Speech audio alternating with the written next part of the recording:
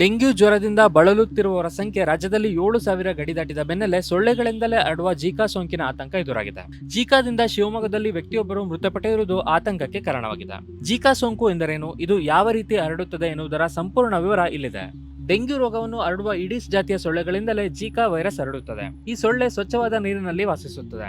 ಸಾಮಾನ್ಯವಾಗಿ ಹಗಲು ಸಮಯದಲ್ಲಿ ಈ ಸೊಳ್ಳೆಗಳು ಕಚ್ಚುತ್ತವೆ. ಜೀಕಾ ರೋಗ 2 ರಿಂದ 7 ದಿನಗಳವರೆಗೆ ಇರುತ್ತದೆ. ಗರ್ಭಿಣಿಯರಲ್ಲಿ ಈ ರೋಗ ದೃಢಪಟ್ಟರೆ ಶಿಶುವಿನ ತಲೆಯ ಬೆಳವಣಿಗೆ ಕುಂಠಿತವಾಗುವ ಸಾಧ್ಯತೆ ಇರುತ್ತದೆ. ಜೀಕಾ ಸೋಂಕಿನ ಲಕ್ಷಣಗಳು. ಜೀಕಾ ಸೋಂಕಿನ ಲಕ್ಷಣಗಳು ಬಹುತೇಕರಿಗೆ ಕಾಣಿಸುವುದಿಲ್ಲ. ಕೆಲವರಿಗೆ ಸೌಮ್ಯ ಸ್ವಭಾವದ ಲಕ್ಷಣಗಳು ಕಾಣಿಸಿಕೊಳ್ಳುತ್ತವೆ. ಜೀಕಾ ವೈರಾಣು ಸೋಂಕಿನ ಲಕ್ಷಣಗಳು ಈ ರೀತಿ ಇವೆ: ಜ್ವರ, ಕಣ್ಣು ಕೆಂಪಗಾಗುವುದು, ತಲೆನೋವು, ಕೀಲು, ದದ್ದುಗಳು ಹಾಗೂ ಸ್ನಾಯುಗಳಲ್ಲಿ ನೋವು ಕಾಣಿಸಿಕೊಳ್ಳುತ್ತದೆ. ಜೀಕಾ ತಡೆಗೆ ಮುಂಜಾಗ್ರತಾ ಕ್ರಮಗಳೇನು? ಡೆಂಗ್ಯೂ ಸೇರಿದಂತೆ ವಿವಿಧ ಸಾಂಕ್ರಾಮಿಕ ರೋಗಗಳನ್ನು ತಡೆಯಲು ಅನುಸರಿಸುವ ಕ್ರಮಗಳನ್ನೇ ಜೀಕಾ ವೈರಾಣು ತಡೆಗೂ ಅನುಸರಿಸಬೇಕು. ಮನೆಯ ಒಳಗೆ ಮತ್ತು ಹೊರಭಾಗದಲ್ಲಿ ಸ್ವಚ್ಛತೆ ಕಾಪಾಡಿಕೊಳ್ಳಬೇಕು. ಮನೆಯ ಸುತ್ತಮುತ್ತಲಿನ ಪ್ರದೇಶದಲ್ಲಿ ನೀರು ನಿಲ್ಲದಂತೆ ಎಚ್ಚರಿಕೆ ವಹಿಸಬೇಕು.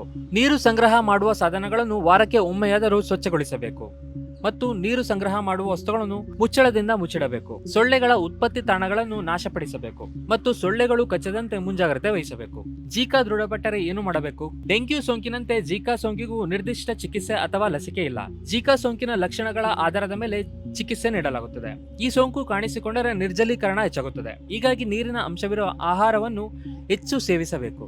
ಸೋಂಕು ಮತ್ತೊಬ್ಬರಿಗೆ ಹರಡದಂತೆ ಎಚ್ಚರಿಕೆ ವಹಿಸಬೇಕು.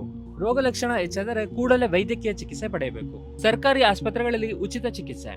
ರಾಜ್ಯದ ಎಲ್ಲಾ ಸರ್ಕಾರಿ ಆಸ್ಪತ್ರೆಗಳಲ್ಲಿ ಜೀಕಾ ರೋಗ ಪರೀಕ್ಷೆ ಮತ್ತು ಚಿಕಿತ್ಸೆಯನ್ನು ಸಂಪೂರ್ಣವಾಗಿ ಉಚಿತವಾಗಿ ನೀಡಲಾಗುತ್ತದೆ ಎಂದು ಆರೋಗ್ಯ ಇಲಾಖೆ ತಿಳಿಸಿದೆ.